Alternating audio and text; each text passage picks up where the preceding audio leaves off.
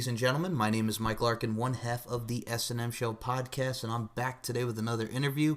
I am on the line with wrestler, fighter, and a very talented individual at that, Miss Desi Derata. Desi, it's a pleasure to have you on tonight. How you doing? Hi, thank you so much. Thanks for having me. That's such nice things you're saying about me. Well, you are a very talented individual. I mean, facts are facts, and I really look forward to diving in about your career, about pro wrestling, MMA, and just shoot the breeze with you tonight. Well, I'm interested to hear what I have to say, too, because I've never really taken the time to think about everything. And I do podcasts, very few interviews, very few and far between. And the last one I have had was a while back. So, this is going to help me to assess where I am, too, because sometimes I feel like I'm just spinning my wheels. Well, I'm happy to support. I'm happy to feature you. That's like I mentioned to you and many of my other guests. I love what I do, so we're gonna make it for a fun show tonight. Great. All right. First, let's get started. Let's talk about the pro wrestling field. Growing up, who were some of your favorite wrestlers, and was there like a defining moment or matchup that you said this is something that you want to pursue? That being a professional wrestling. As I have said in a couple other interviews, I did not watch wrestling growing up at all. Oh, okay. I knew about it and I knew what it was, but we lived in a really remote area, way up in the mountains.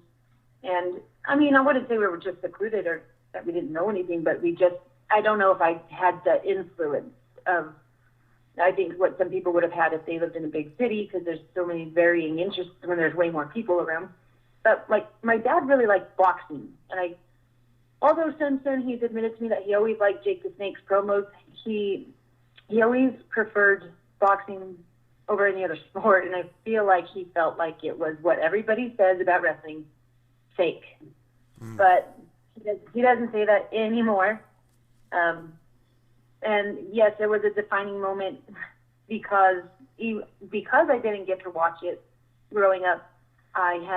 There was a year, several years back, where I was doing performance art, and I stumbled in on a live local show when I went to look at the venue to see how my rigging was going to be set up the following night. And this pro wrestling show was going on, and I'm like, what the hell is this?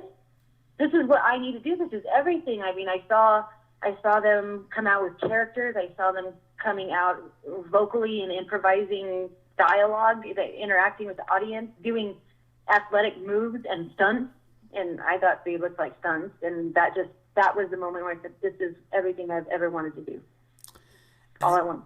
Well, yeah, and I think it's very interesting. A lot of people actually say that. You're not the only one that, they didn't grow up watching it, but, there was a certain thing that, sticks out with them. So, you're not alone on that front. And, it's so interesting because, we're going to be talking about the pro wrestling and the MMA fields. We see a lot of people transition from both. Like, you look at guys like Ken Shamrock, you look at guys like Dan Severn, you look at Tank Abbott, and now we have Ronda Rousey and like girls like Shayna Baszler, and the MMA horsewomen are, in NXT are very soon. So, it's just great to see like the connections and like the interactions from both the MMA and the pro wrestling world. Well, definitely. Well, real quick, I when I started wrestling, I felt bad that I didn't watch wrestling, and I felt bad that I didn't know all this history or I hadn't kept up with it. And when I started training, everybody would ask me all these questions about if I like this or what I remember this person, that person. I just didn't know, and they kind of made me feel stupid. But I'm like, if I didn't watch it, how would I know? And it took me a couple years to be like, you know what? I couldn't help it. I can't help that I didn't watch it when I was a kid, but you know what? I'm doing my best to get back on, the historical events that have ever happened. And there's a lot of really defining moments in pro wrestling to look back on and to learn about. So I just stopped feeling guilty about that maybe not too long ago. Because, a real fan knows this stuff, and that's respect. And I get that, but I can only do so much and learn so much. But I don't know if you know this, maybe you're going to ask it, but it was only because of pro wrestling that I started any of the other fight stuff or jiu-jitsu stuff. I was actually going to ask that as well, because I think I heard this in the other podcast that you mentioned. Yes, I remember distinctly you saying that. So talk about that. So that's one of the reasons also why you got into MMA? Yeah, I feel like I always wanted to be a fighter. I just got home from training, right? When you called the first time, we did gi and then no gi jiu-jitsu, and I there's three wrestlers, and they're just wrestlers, and they push hard and they drive and they just lay on you, and they're heavy, and they know how to immobilize um, your post that you're trying to push yourself with. Um, and this guy got me. Oh, he got me in a position where I was still on top, but he was digging his two knuckles into my neck where it cuts off your carotid artery. Mm-hmm. And it just made me angry. It just pissed me off so much because it reminded me of the stuff. It's like a bullying. So I'm like, okay, this guy he's 210 pounds, so they asked him. And here he is, mad, I think. He was mad that I was on top. And so the only thing he could do was just jab his knuckles into my artery, right into my throat, while holding me into him. And it just pissed me off so much. And it reminded me of when my brother, growing up, used to pick on me and beat me up. And I told him that afterwards. He had said he even tapped out our trainer with that because, I don't know, I started losing air, but I was wiggling around just enough to maintain my air. And I told him it reminded me when I was little, and it just makes me angry. So I think from when I was little, I always had this tendency to want to fight, and I don't know if it was because of my big brother picking on me and beating me up. I just always wanted to fight, and not like out of anger, but just out of rambunctiousness. And in our elementary school, we had a wrestling team, but there was only one girl who joined, and I wanted to, but I had to do other sports, so I didn't get to do wrestling. And then as I got older, I would take like kickboxing classes for workout, cardio, kickboxing, whatever they are, thinking that I had passed my prime time to start any kind of actual training or fighting. I didn't know anything about it. So I just thought it wasn't for me. And then one year, I had done a bit of modeling. And one year, this guy who knew me through modeling said he was going to put on a fundraiser. And the fundraiser was a bunch of models, chicks, that don't really fight, to have a wrestling bout for entertainment for the spectators. And it was a charity event. And the winner would get this big prize. And I was like, okay, what are the rules? He's like, well, you'll wear headgear and it's just grappling. I'm like, okay, then what are, and then he said there were no weight classes. And I'm like, I got this. You see, these racy models are never going to have a chance. This is going to be easy and fun for me, you know? Mm-hmm.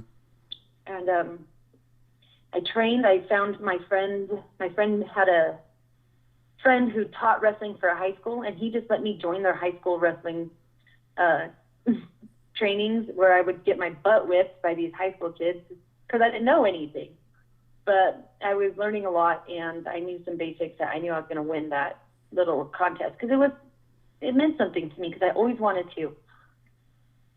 And that was probably right after I saw that pro wrestling match where I realized I wanted to do pro wrestling. But I lived in an area that didn't have a pro wrestling school. It was on hiatus. So I was going to do this. To cut to the end of this story, it ended up getting canceled. The whole event got canceled. So I was doing all the training, expecting to win, and it just got canceled. And I was really, really bummed. Eventually, I got started with pro wrestling training, which was totally different than the freestyle wrestling, totally different than cardio kickboxing, like not even anything I even imagined. I will say I did every single bump on my first day, including the BO and the high school boys. And I see people join now that just might sit out for those. I'm like, oh, I didn't know any better. I just did what the person in front of me in the line did. And if I knew that that's what I was going to have to do, I probably wouldn't have done it. But I just kind of got thrown in, I feel. So What was the question, though? I was telling the story, trying to get you up to speed with the timeline here. Yeah, no worries. I was enjoying listening to that, so please, no problem at all. We were just talking about mostly just we talked about your influence and you talked about getting there. I always love to ask this as well. Talk about who you were trained by and just talk about your thoughts about going into your first actual professional wrestling match. Oh yeah. So as I was saying, the place that I lived, the school had gotten shut down, and they were running a school that was ran by Manny. What's his name? Manny, the former WWE guy. I think of Pig Blood when he puked up pig blood Oh, in Gangrel. one match. I know what you're talking about. Yep, I know. Fernandez, Manny Fernandez. Your name Yeah, Fernandez. There you go. yeah. And those years that I lived in that area, he was the trainer at that one school there. But for those particular years I was there, they were on hiatus because of the location. I ended up moving back home to the Eastern Sierras, and the nearest city is either 3 hours south to like San Bernardino County or 3 hours north to Reno. And I had a best friend that lived in Reno, so I drove up there. I found a pro wrestling school called Reno Wrestle Factory, and called them up. They said, when do you want to start? I'm like, oh, I don't know, next week. So every week, once a week, I drove 3 hours, stayed for 3 days to train, and then drove back home and went to my little bartending job. And I did that for like a summer, the summer that I started. And who trained me there included Reno Scum, and Paul Isadora is his name. That was a transitional year for me, and for some reason I had an urge to drive to Alaska. I just always wanted to drive to Alaska, and I felt like if I didn't do that soon, I would miss out on the opportunity because it's not really a thing people normally do. Mm-hmm. And so after that, it was probably the end of that summer, I took this drive to Alaska. It took me 3 weeks to get there. But when I got there, I missed pro wrestling training. Like I missed it. Like I was like, man, I was doing so well these last few months in my first month, and not really well, but I was feeling like I was learning. And I found a connection. Someone gave me a connection to someone who gave me the number to someone else, and I found the pro wrestling school in Alaska. I went to the training, and they became like a new little family for me. There was only one school in the whole state. It's huge, but it was called New Frontier Wrestling Alliance. I don't think that they're running right now. But I stayed up there, gosh, for like almost 3 months, and trained with them and hung out and stayed with this girl that I had met and just had a little life experience, until I drove back home. And so the trainer up there, his name is JT West. He was from Tennessee, and so he had the really old style, old school, slow moving, lots of psychology type of training. And back then, I was just so new. I didn't even know the difference. Like everything was new to me. So now I would probably learn differently from him because my mindset is different. Like I'm just more aware than I was then. Like if you don't know anything about geometry and you start learning these equations, they're all challenging and difficult. But then, you go back to it and you might look at it differently. Some pretty bad metaphor, but you know what I mean? I got you. I got you. I totally get the whole geometry equation thing. I totally get you. Yeah, it just looked like a bunch of shapes to me at first, so now I could probably do a little better. And I mean, I was gonna say right there, Desi. I mean, you've only been in like the business for like a couple of years now, and as I've said, I mean, you're doing great at what you do. I could tell just by telling you're a very driven individual, and you work hard as hell. Just again, I know you were gonna get to the first match, but talk about that first match and just going into it, the nerves and just overall, just the overall experience. Oh yeah, so it took me a long time to learning wrestling was a really challenging learning curve for me because athletically, I felt like everything would be easy. Mentally, things were just so confusing. Like I didn't understand why. I didn't understand why this or that or when.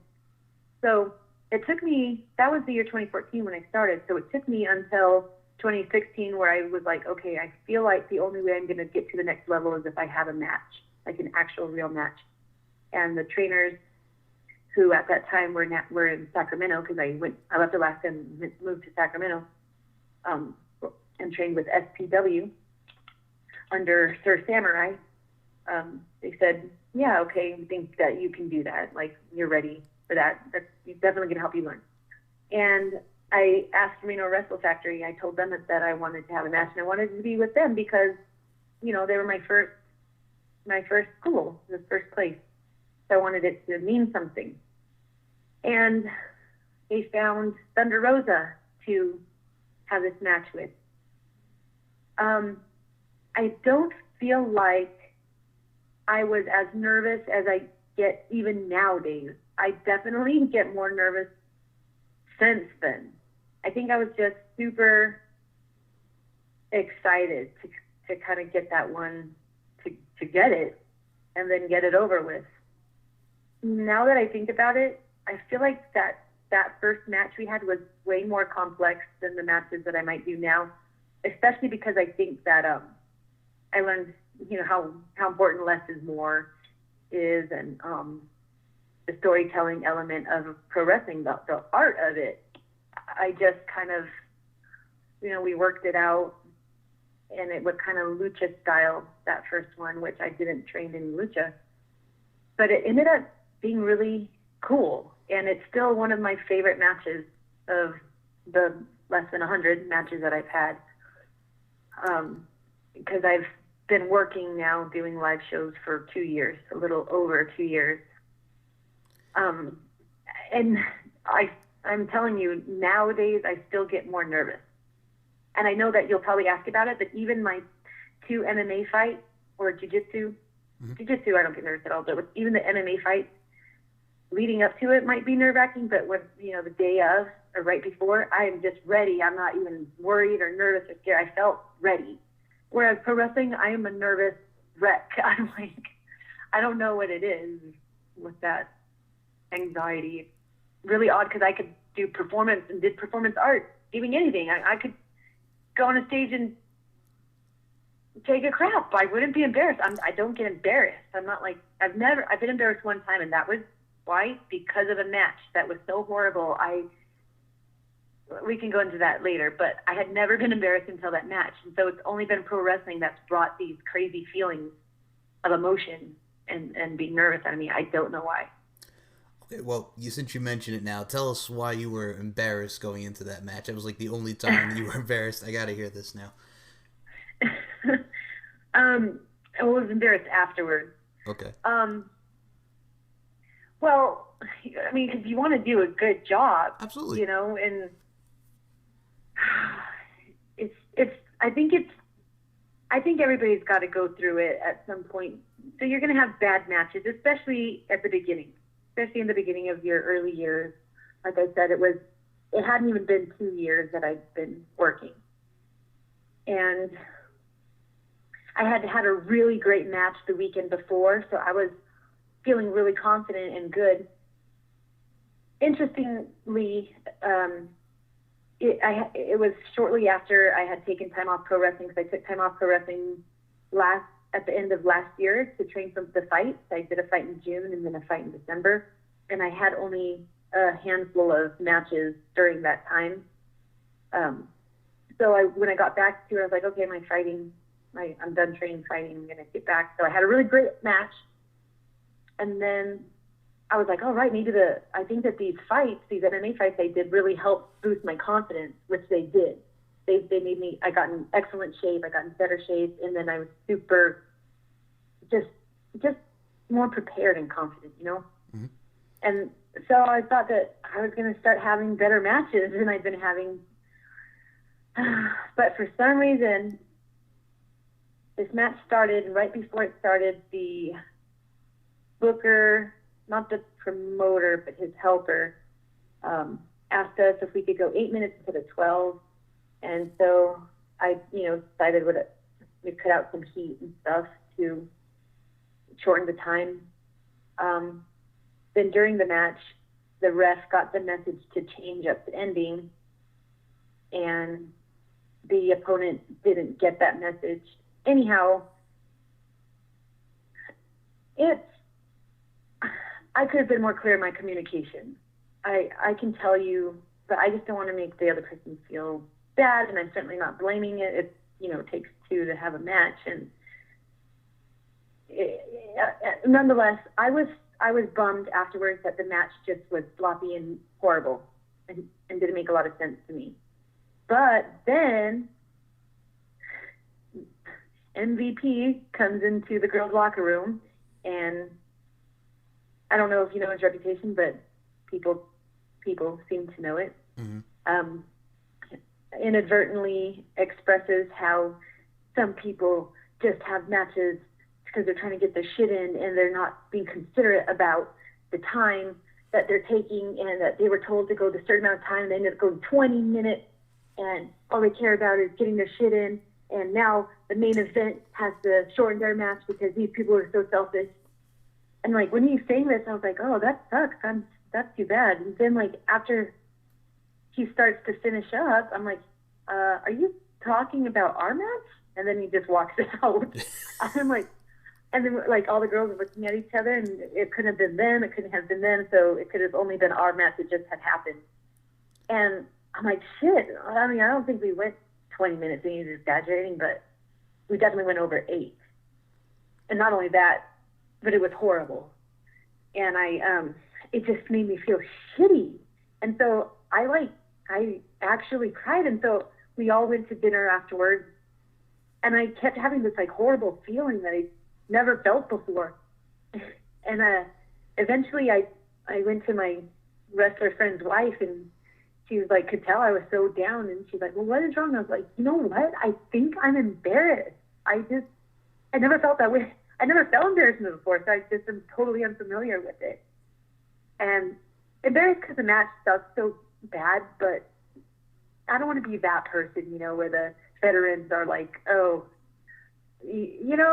that's just not a good foot to start off on. No, that's not a good look at all. Yeah. Nonetheless, I sent an apology letter to the guy, and he's like, moving forward, just take better lead. And that's really what I needed to do during the match, was just to take the lead, because apparently the other person didn't get what they were trying to say. That would be lack of confidence on my part. So. Okay. Anyway. I got you. No worries. Let me move on to something else here. So we got Thunder Rosa. You mentioned Thunder Rosa, another great talent. Lucha Underground, Cobra Moon, her and the Holodead, the Twisted Sisters. I could go on. Yeah. Tremendous talent. You've got to Sabotage. Yes, Sabotage. There you go. I was going to mention that as well. Yes, Sabotage. You have the list of opponents that I'm going to talk to you about. I mean, just some are on the rise, and some are just wow. I mean, I believe you also did like a match with Mia Yim. You got to get in there with Winter, Katie Lee Burchill. I mean, talk about those experiences. Oh, so Mia Yim was just recently, and what was really cool about that is it was 3 different locations, 3 different shows in a row. Friday, Saturday, and Sunday. And, Mia is super talented. And she's been in for some time, and she knows her stuff. And I noticed that when I work with veterans like that, I tend to kind of rely on them too much. And then I don't step up like I know I should and need to my fullest potential. I'm super hard on myself, by the way, so I appreciate how you say I'm talented and stuff. So I'm just hard on myself because I know I'm not even close to my full potential. So please don't mind me when I'm not trying to put myself down, but I just know what I'm capable of eventually. Please, I was going to say, I don't mean to interrupt you, but I totally get it. I'll be honest with you. I had Renee Michelle on my show, independent talent, great worker. She's another one. I love her. Yes, exactly. She's another one who's very hard on herself. She's like, I don't know. I'm just my own worst critic. I'm like, Renee, it's okay. Mm-hmm. People are like that. You're good. So I totally get where you're coming from. Aw, she's such a cutie. Yep. I like her a lot. Oh, yeah. All right, we worked together for something else. Oh, well, I was going to bring that up. We'll get to that. So okay. Finish the story. Go ahead. Okay, so Um, yeah. So with Mila though, she brought out kind of like a fire inside of me. I think because she is, I don't know. I think she's strong and she's a badass, right? Mm-hmm. That's and I think it just brought out a characteristic that definitely helped me.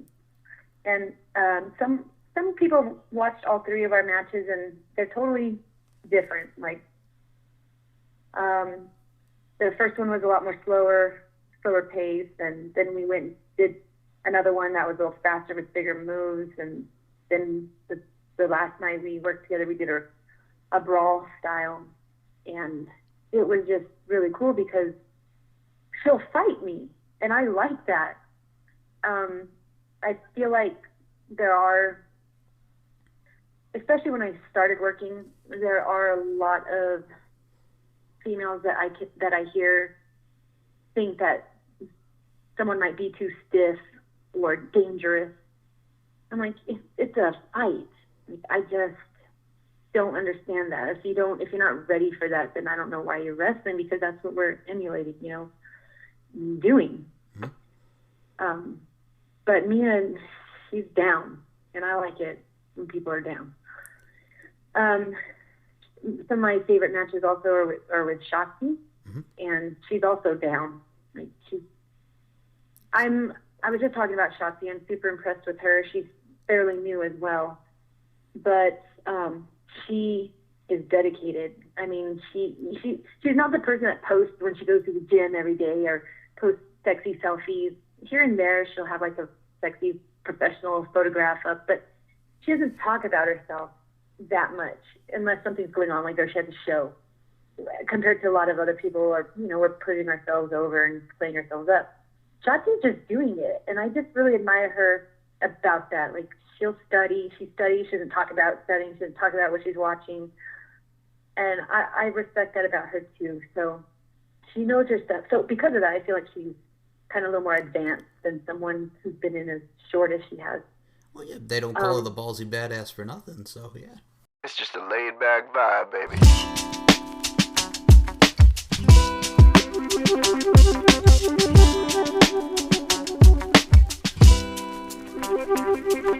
Straight up. It's just a laid back vibe, baby. Straight up. It's just a laid back vibe, baby. Straight up. It's just a laid back vibe, baby. Straight up. It ain't nothing but a laid back vibe.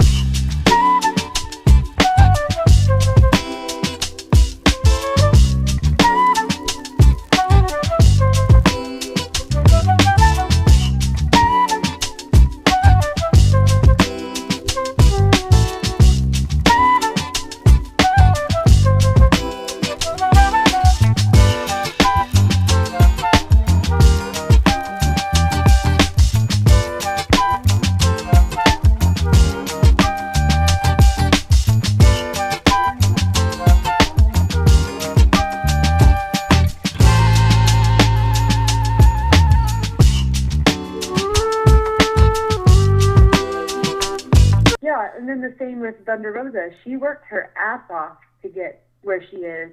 There's been no slacking for her. She also was very dedicated. Still new.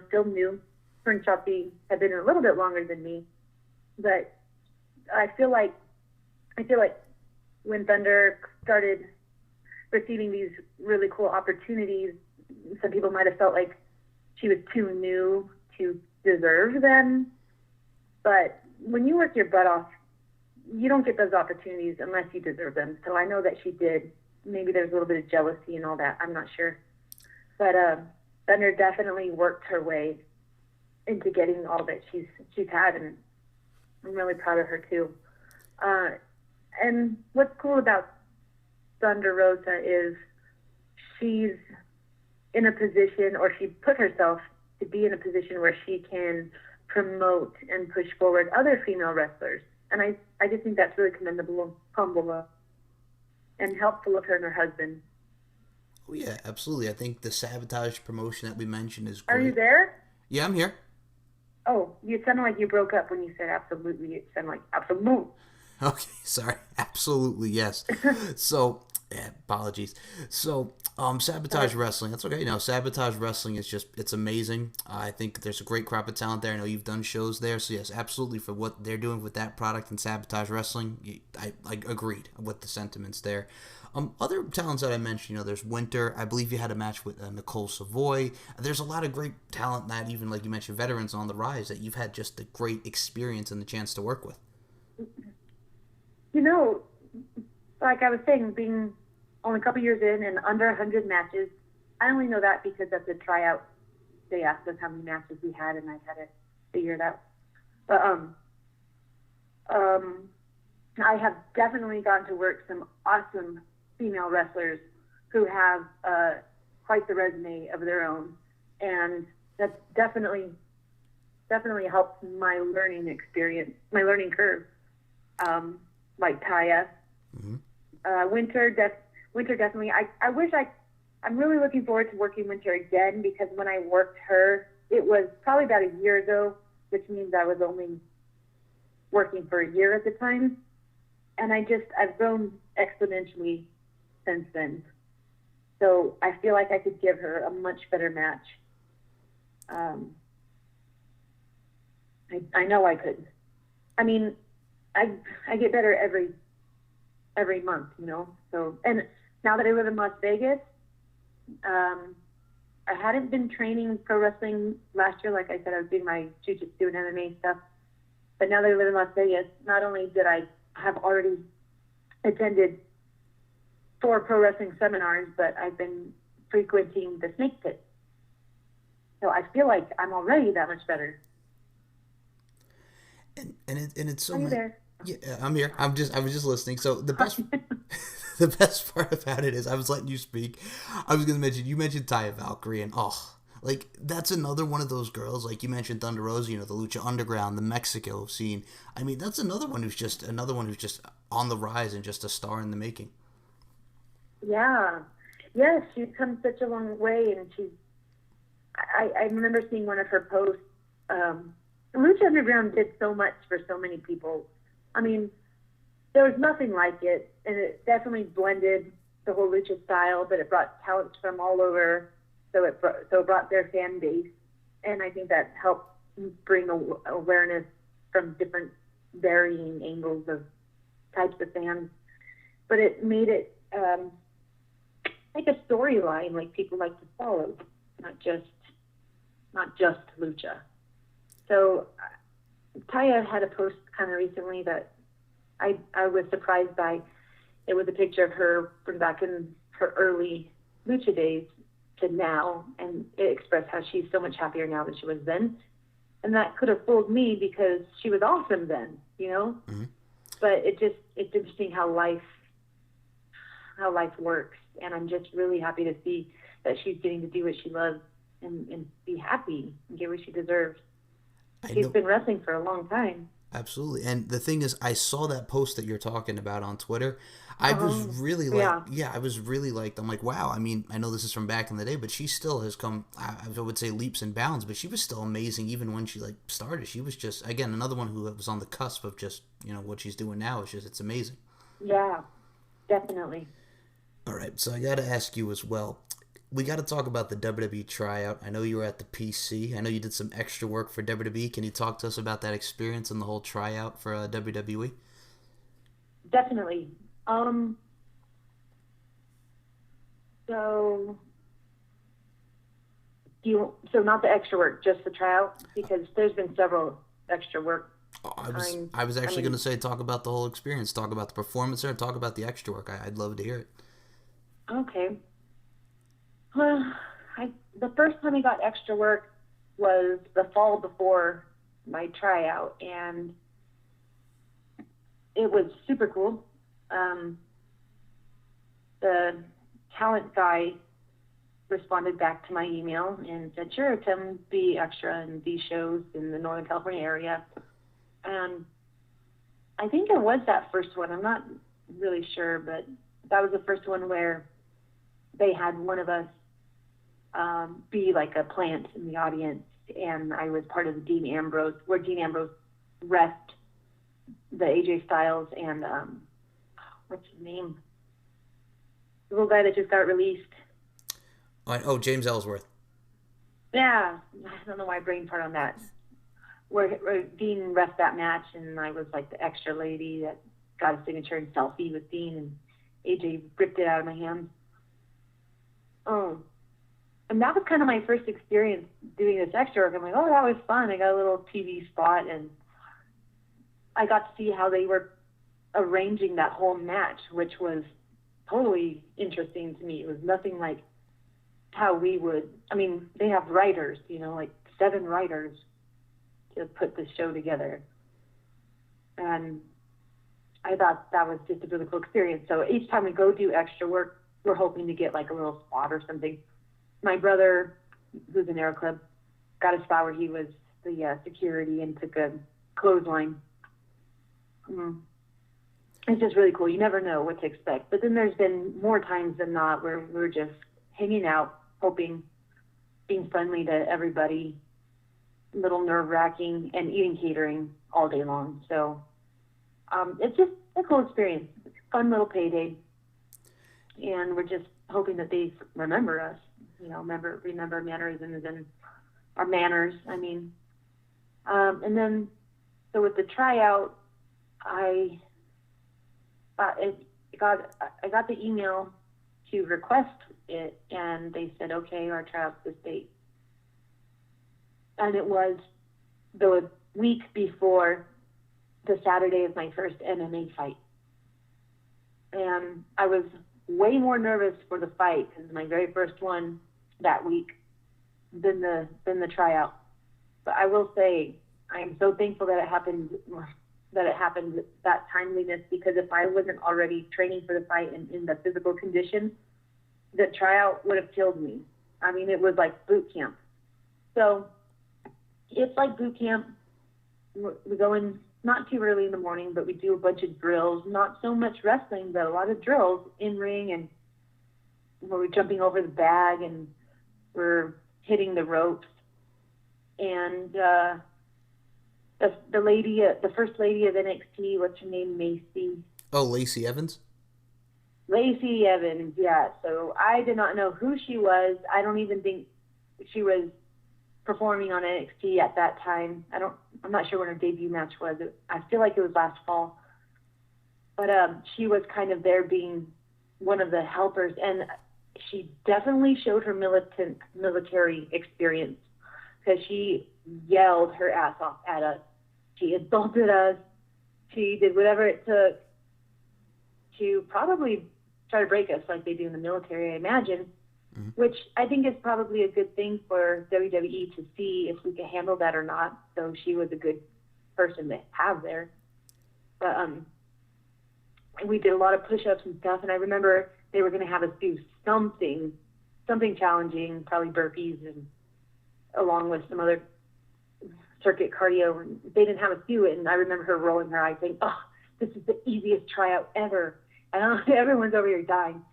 But not really dying, because they had so many professional athletes there, from football players to weightlifters to crossfitters to gymnasts, that I was really surprised how well everybody did overall.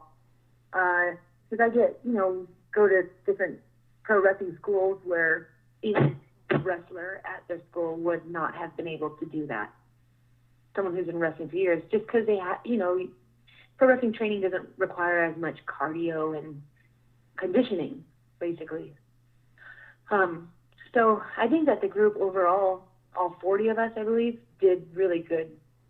There was only me and one other female who were wrestlers. Everybody, all the other girls were something else, including fitness models, or one girl was like a boxer, rapper. And they were super cool. Everyone was really, really cool. Well, yeah, I was gonna say it's so funny that you mentioned Lacey Evans as well, because she's one of the girls now that It's so funny because yeah, she's relatively new as well. I mean, we saw her in the Mae Young Classic, and obviously she's a part of the trainees of to see who becomes the next superstar. But yeah, that background in military and how they execute like her as like a heel now, oh, it's just you could tell that that girl is going to be a star. Mhm. And she's real beautiful, and she's super strong. Like I'm into strong women, Hmm. so that's just what I like. I mean, that's where I would be attracted to as far as how I'd want my wrestling style to go. So as much as I don't like her, nothing personal. I just learned to not like her from that tryout. I don't think any girls did, but I think that that's why they had her. Because some girls were getting mad at her. I'm like, look, it's just part of the whole experience. Just let it slide. Just do what you got to do. Um, so the girls made it through, but they definitely learned to not like her. I guess I don't have anything personal against her, but yeah, we just Gotcha. got tired of being yelled at. She Oh, definitely yelled at me a lot less than the other girls, so I guess maybe they had a little more reason. But yeah, I love what she does. I like her work. I really do. and another one that's really like on the rise, Bianca Belair. Oh my God, for that girl has only been in like Yeah, yeah, she's just so strong. The girl's been in the biz for like 2 years as well, but still, she's another one that's on the rise. yeah. She didn't wrestle at all before, and she just started. She went to the tryout. I don't know how they found her or whatnot, but then they chose her. They signed her right then and there. They didn't do that to anybody at our tryout. Wow, You know, and it's crazy they too. only gave three. The tryout only gave three girls letters that weren't thanks, but no thanks. Because I talked to the girls that got the no, and basically the letter says thanks, but no thanks. Oh boy. Good luck with life. It's crazy too. I mean, that's great that you get the opportunity. That's great that you got the opportunity. Like I said, you just by speaking to you today and just looking at your body of work, I can tell that with the utmost sincerity and respect to you, Desi, that you're very driven and you really. I mean, you talk about being your own worst critic, but you're very driven and you're very passionate about what you do, and that's very admirable. And that's why I say I got a lot of love and respect for you. I appreciate that very much. There's some really wonderful people in wrestling, and people like you who, help build us. So thank you. Please, I love what I do. I think what's great about the podcasting world just we get to hear your story, and you have a great story. And one other thing I want to touch upon here is and I'll say this to you also before we do I'll have my last couple questions, then we'll close out. If you ever want to come back on, I would be happy to have you once more again. This has been a blast tonight. Oh, cool. Thanks. Sorry, I feel like I've been yapping too much. Oh, please, you're fine. Please, I'm listening to your story. This is your forum, so I'm just enjoying what I'm hearing. So please, it's been a blessing. I want to talk Cool. to you, please. Yes, I just want to talk about the LFC thing because I had Allie Parker on. We talked about that. I gotta say, what you girls do as far as that goes, you girls not only are you beautiful, but you're amazing and you're talented at what you do, and there's some great fights there. So talk about the LFC experience. I had no idea that getting involved with the LFC was going to be the project that it has become, and I'm happy about that. I hadn't even debuted pro wrestling yet, but it turns out that one of the producers was seeking pro wrestlers to do this new TV show, and he contacted me and told me what the TV show was about, and I was like, well, I don't do that MMA stuff because it was before I actually started training. I think at the time I was only doing jiu-jitsu. And when I started doing jiu-jitsu, I didn't even know what jiu-jitsu was, which was in 2015. I didn't actually mention that part of the story to you, but I only went to jiu-jitsu because the pro wrestling training in Sacramento was on hiatus. And I was like, well, I should maybe learn something. And then I fell in love with jiu-jitsu. So that's how that happened. So when this producer reached out to me, I was like, okay, that you want to pay me that to do this? Okay. He's like, well, you're a pro wrestler, so you know enough to just fight. I'm like, okay, I always wanted to. And he sent me a deposit right away, half of it. And I was like, oh, I can do that. Um, and I actually had we had our first LFC fight at the Hard Rock in Vegas, and I fought Allie Parker. Well, her LFC name is Allie Parks, and I just kind of winged it. We didn't really know what we were doing. We just didn't want to get our noses broke or anything, but they don't allow punching in the face.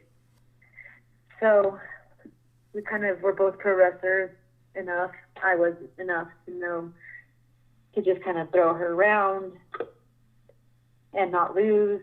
She ended up catching me.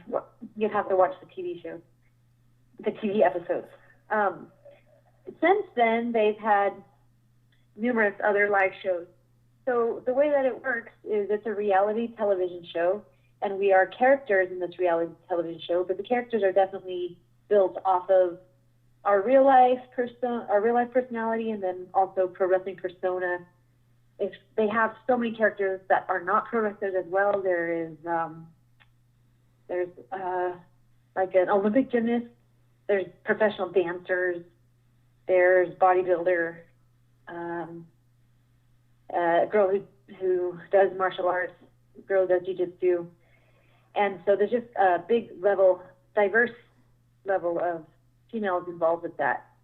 I did get in trouble for our last fight though, because I'm a heel pro wrestling, and so I'm starting some stuff with some of these girls, and they don't know how to handle heat like pro wrestlers do, and I have to remember that. But it definitely helped our TV show. So it's still a reality TV show, and we're still ourselves, but it's getting more and more legit. Like I said, that first fight I had with Allie Park, we didn't know what we were doing, we did what we knew. Now, since then, not only have I trained, but I did those 2 fights.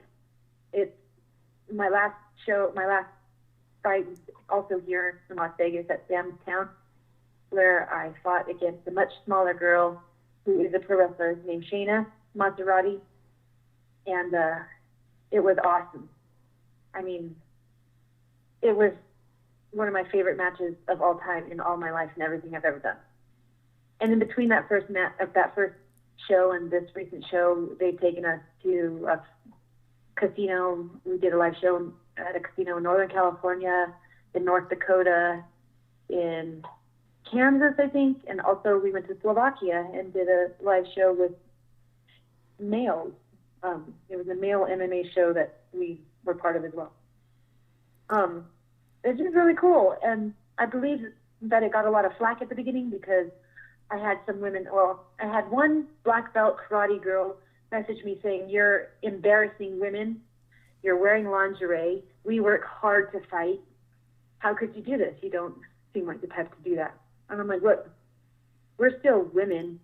We all love lingerie, and no matter what we do, we're going to be sexy, and if we can own that sensuality and not pretend like we're not there, because there's so many women, especially when we get involved with male sports, we act like manlier and tougher. We can still be sensual women, but still be tough. And I don't understand why it has to be one or the other. So I like that about what the LFC is doing, because it's kind of breaking down the stigma. I think Ronda Rousey kind of did it too, because she was the first badass chick in MMA to still be super sexy and attractive. So imagine if she fought in lingerie but was still a badass, No one, maybe some people would give her shit about it, but why? Why not? Let her wear what she wants to wear. It's just people like to give shit about stuff. And another prime example, it's unfortunate, but it's unfortunately the world that we live in. And another prime example of that is when I was a kid, I started out with wrestling, then I grew into the MMA thing. I've always been a wrestling fan. I love MMA too. And then people will get on you because, oh, you like that wrestling, that fake shit, but you like MMA. I'm like, why can't I like both? Why do we have to pick over MMA and wrestling? Why can't we just like both? I don't know. It's just, God. I don't understand. Okay, I don't even know why people say that fake stuff, because if they took one bump, they would be whining. Exactly. So that's ridiculous anyway. But also, just because of how big MMA has gotten too. A lot of the pro wrestlers are like you said earlier, they're former fighters or current fighters, or they transitioned, or freestyle wrestlers, like Jeff Cobb's an Olympic wrestler. Yep. And it's just, I don't know. I guess it's different, and these people just, like you said, just want to talk shit about them. It's just like, it's so not needed. And I'm like, and I'll just redirect them because it's so funny, because old school wrestler back in the 80s, Dr. D, David Schultz, just came out with Don't Call Me Fake, which the whole title represents that 80s incident that he had on 2020 where he slapped one John Stossel, the reporter of 2020 at the time. Because, oh, I remember. Yeah, I remember that. Yeah.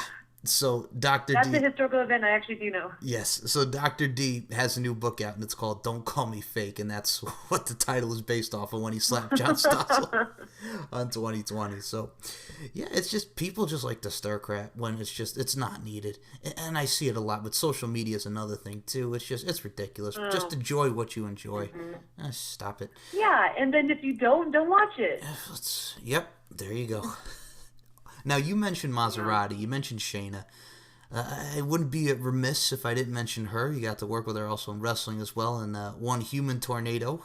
The Human Tornado. Talk about that. That guy is something. Yes, he is. Yeah, Maserati. For Sabotage, actually, we had a match, me and her versus him and the skater boy. He brings his little skate deck out. I know who you're talking about. The name is escaping, but I definitely know who that wrestler is. I've seen him. Yeah, I wonder why I just have this little brain blip. It's all right. I'm picturing him right now, but the name is like not coming to me. I know who you're talking about. That's terrible. But all right, go ahead. So you wrestled Human Tornado and with Maserati there. Yeah, and he just loves to antagonize, and he's good at it. He's very, very good at it. And I had a match with him months before where he was highly offensive, but then I realized he's always offensive and disrespectful to women, so I had a vendetta out for him. So when they told me that we would be going against him for Sabotage, I was really excited because I really wanted to get back at him. Sabotage usually has a talent show beforehand, and I've done each talent show each time. And this talent show, this particular one, I used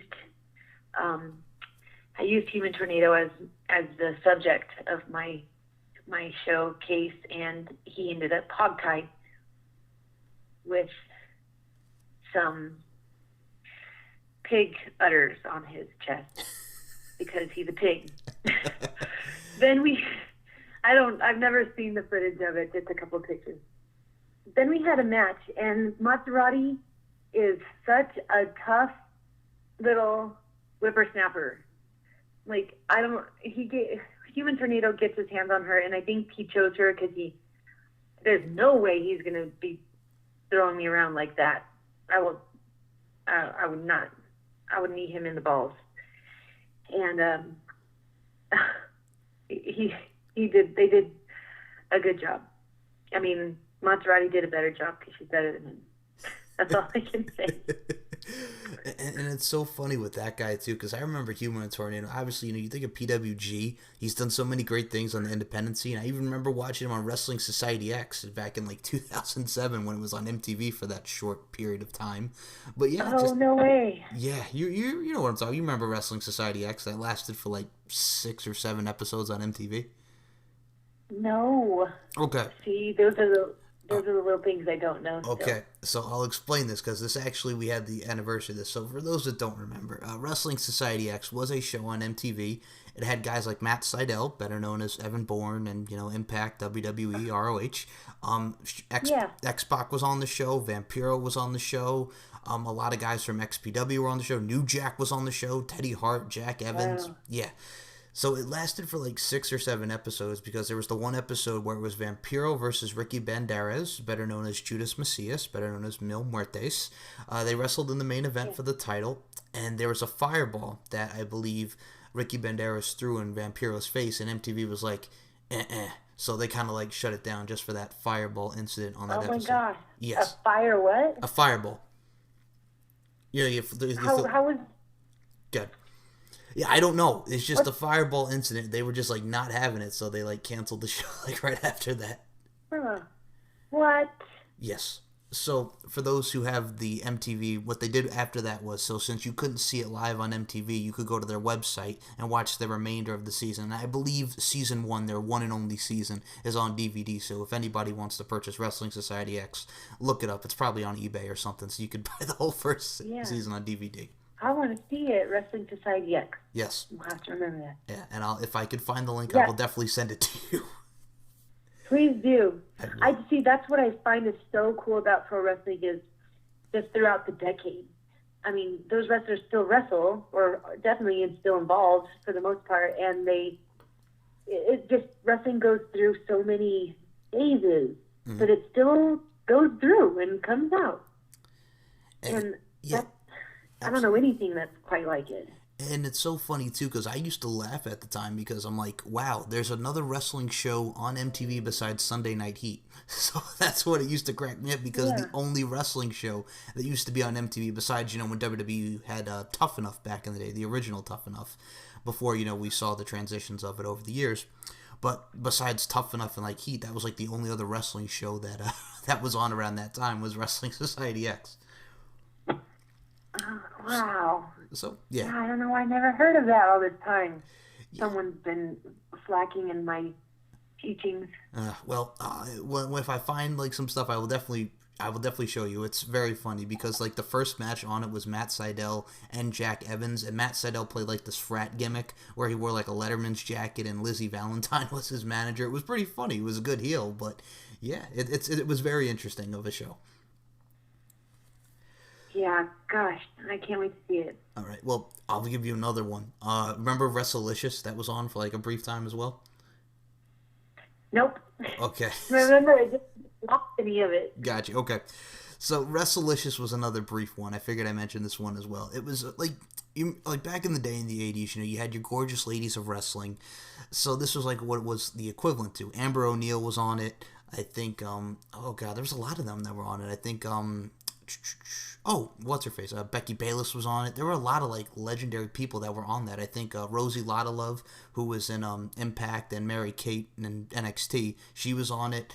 Lacey Von Erich was on it. So yeah, that lasted for like one season or well. So yeah. Yeah.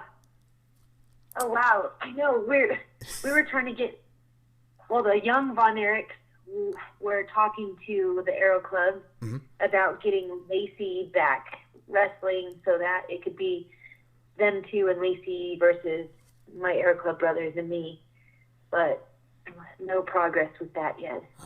Well, you segue a lot in this because a lot of people that you mentioned were actually in my notes, and I was actually going to ask you about the Aero Club, and I know the Aero Club got to wrestle Ross and Marshall and tag team action, a lot of great matchups there. You got to tell me about the formation of the Aero Club and how this came to be because it's a great faction of the three of you. Yeah, it was interesting. Kyle Hawk is the person who came up with Aero Club, and he's had the concept for years. He's been wrestling, I think, for 9 years, and I don't know. He was just probably trolling or whatever. He's a weird social media guy. No, he's not that bad.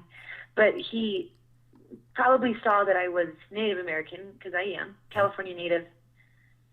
And I didn't think that I put that out there too much in the pro wrestling stuff, because I was really, really reluctant to, make that a thing. I am Native. I don't need to, be out there being a Native, because, a gimmick is something that you create and make up. I can't really make that up, So I also was concerned about what relatives and family would say or how they would feel. But since then, and even after talking with Navajo Warrior, people seem to really like it and support it. So it was because of Aero Club that I kind of delved more into that, my heritage as far as being part of my wrestling. So when Kyle contacted me, he said, "Hey, you're native. I have this native thing.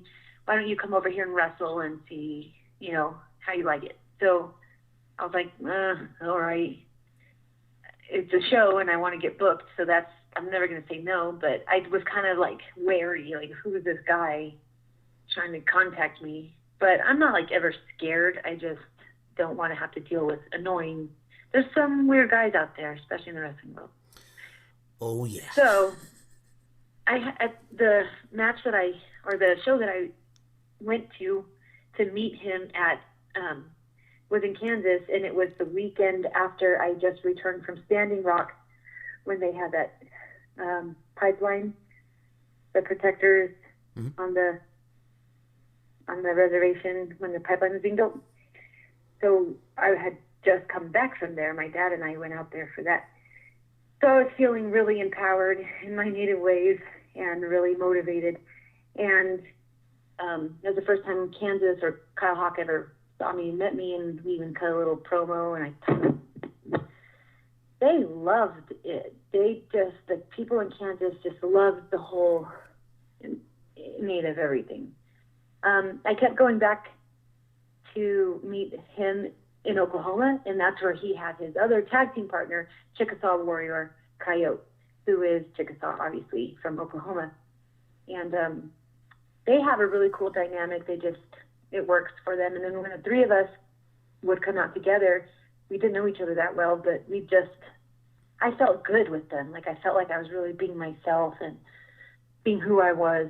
So as time has gone, it's been a little over a year since we've been working together. The faction, it's definitely caught on, especially in the Oklahoma, Texas, and Kansas area. Like, there's a lot of native people out there, and they just love it. They love us because we're more contemporary Indians. We're not like Pocahontas and, trying to look like a Halloween costume type of thing. We wear what we would wear. And I wear makeup that I wish I could wear every single day, but people think I'm crazy.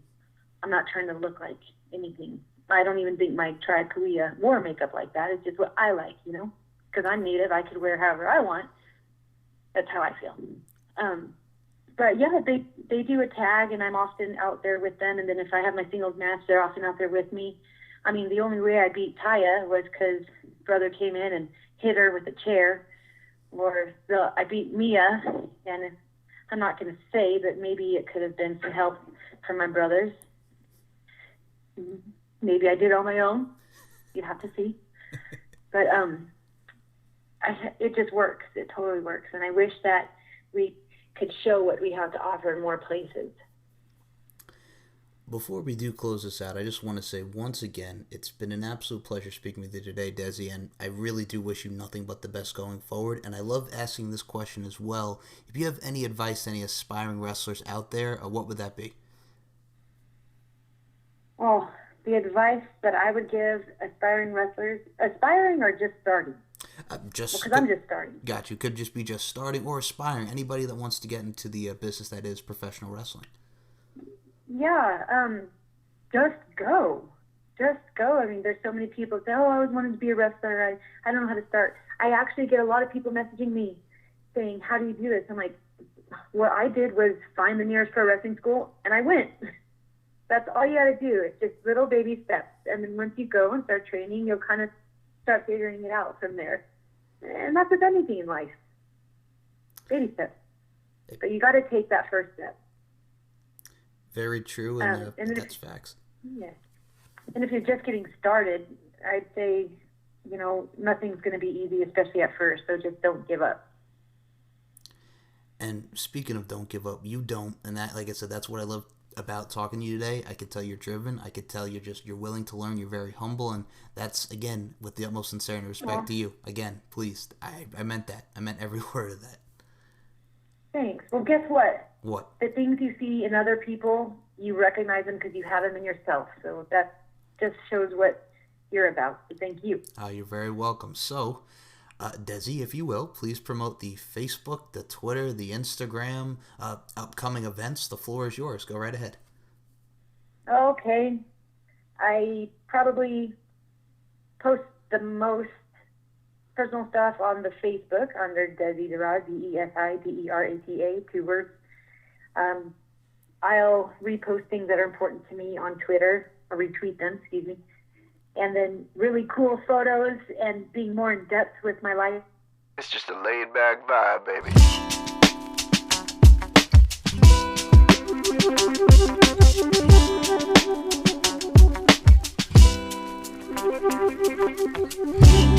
Straight up. It's just a laid back vibe, baby. Straight up. It's just a laid back vibe, baby. Straight up. It's just a laid back vibe, baby. Straight up. It ain't nothing but a laid back vibe.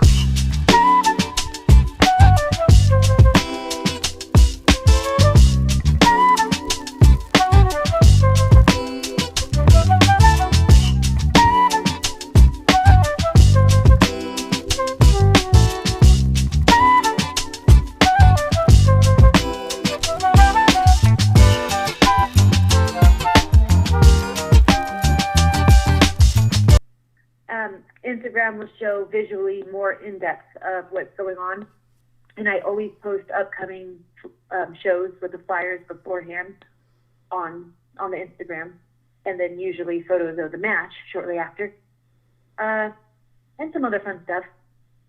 And I was saying I have a show coming up in 3 weeks in Australia, which is a big deal. Wow. So that's exciting and nerve-wracking.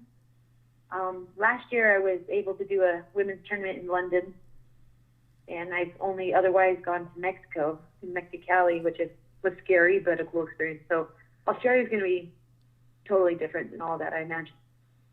I'm very thankful. But other than that, I can't really promote one show more than the other because I don't have much coming up in the immediate because of the Australia thing. But we'll be gone for 3 weeks. But it's just the Aero Club. I would love to push Aero Club because those kids have been wrestling for so long, and there's a lot of wrestlers out there, so it's really hard to find all the great ones. There's so many awesome wrestlers out there, and they're too, I think, I mean, I don't want to say they're underrated because I think they're awesome, and lots of people do know of the two, but I just want to see them get more opportunities. And frankly, I think the three of us together are the most powerful. So I would love for people to be able to see what we have to offer, especially to our Native communities. Okay. Well, I'll tell you right now, I will put the links to those descriptions under this audio. So, Desi, what I would say is if you have any final words for your fans as well, please, the floor is yours.